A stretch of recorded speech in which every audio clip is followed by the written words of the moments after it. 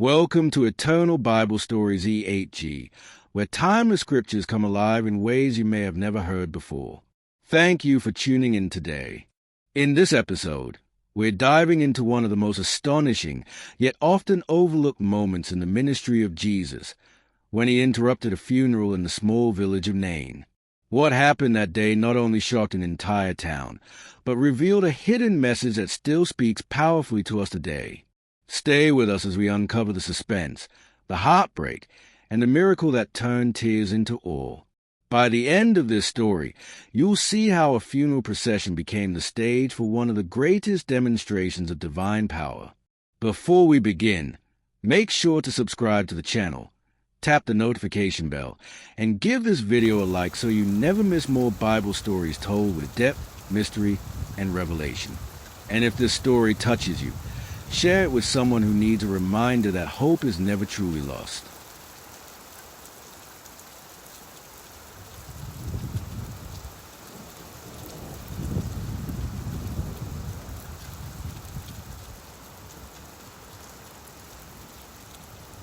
Imagine this.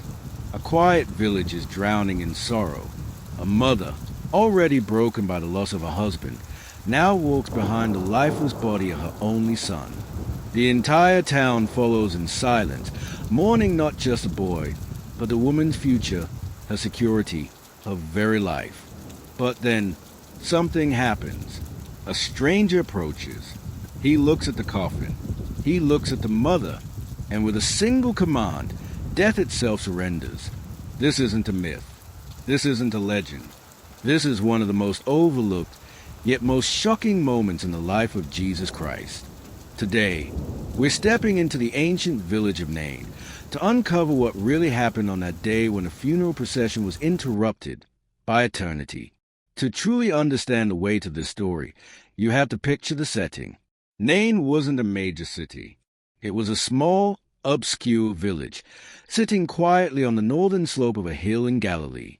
Archaeologists believe it was a kind of place where everyone knew each other's names, where life was simple but hard. People worked the land, raised animals, and clung to community. And in that little town lived a widow. We don't even know her name, but her pain is unforgettable.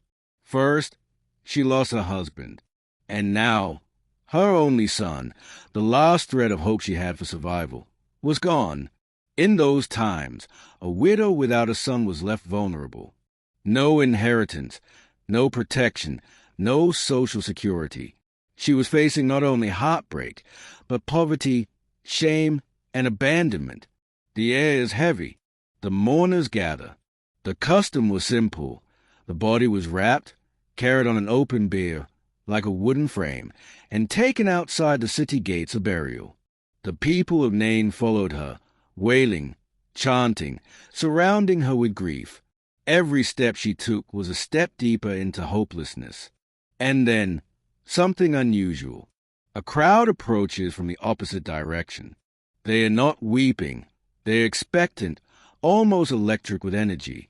At the front of this group is a man whose reputation has been spreading like wildfire, Jesus of Nazareth. Think about this. Two processions. One headed toward the grave, led by sorrow. The other, led by the giver of life. And they meet at the city gate. This isn't coincidence. This is divine appointment.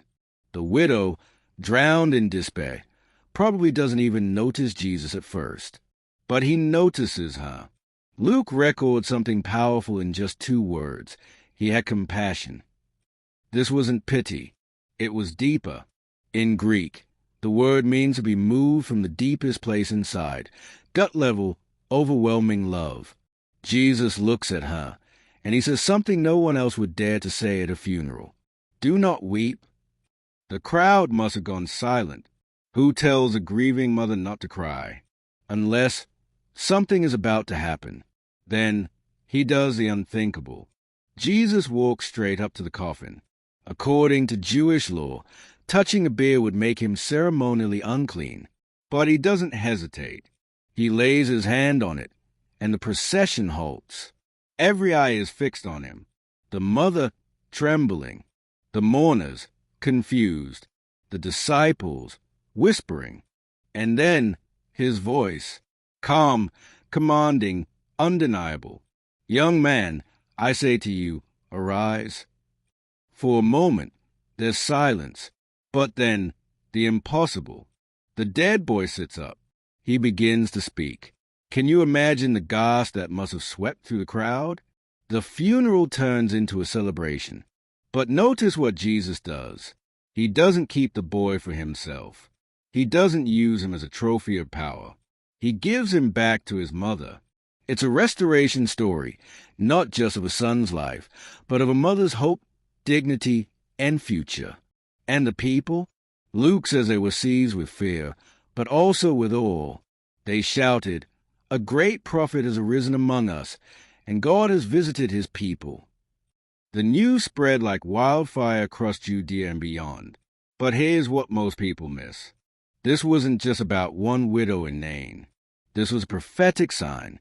You see, in the Old Testament, two great prophets, Elijah and Elisha, had raised sons of widows from the dead.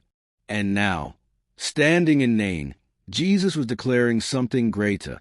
The ultimate authority over life and death had arrived. The people thought he was just another prophet. But this miracle pointed to something bigger. One day soon, he himself will confront death, not at a village gate, but at the gates of the grave. And he wouldn't just raise one widow's son.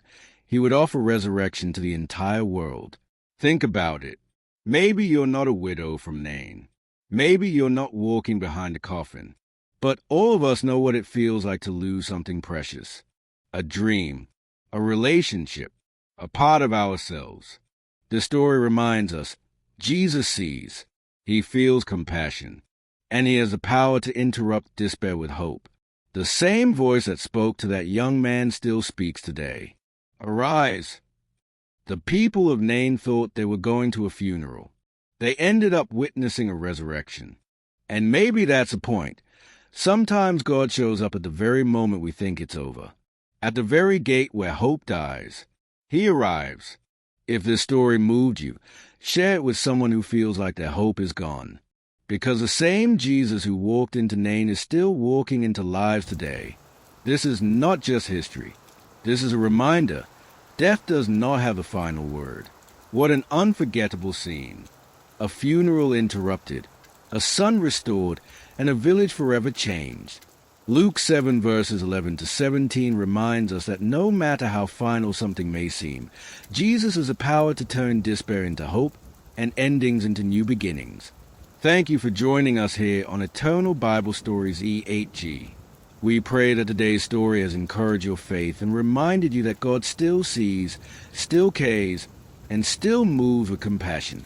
If you were blessed by this message, don't forget to like this video, subscribe to the channel, and hit the notification bell so you'll never miss more powerful Bible stories told with depth and detail.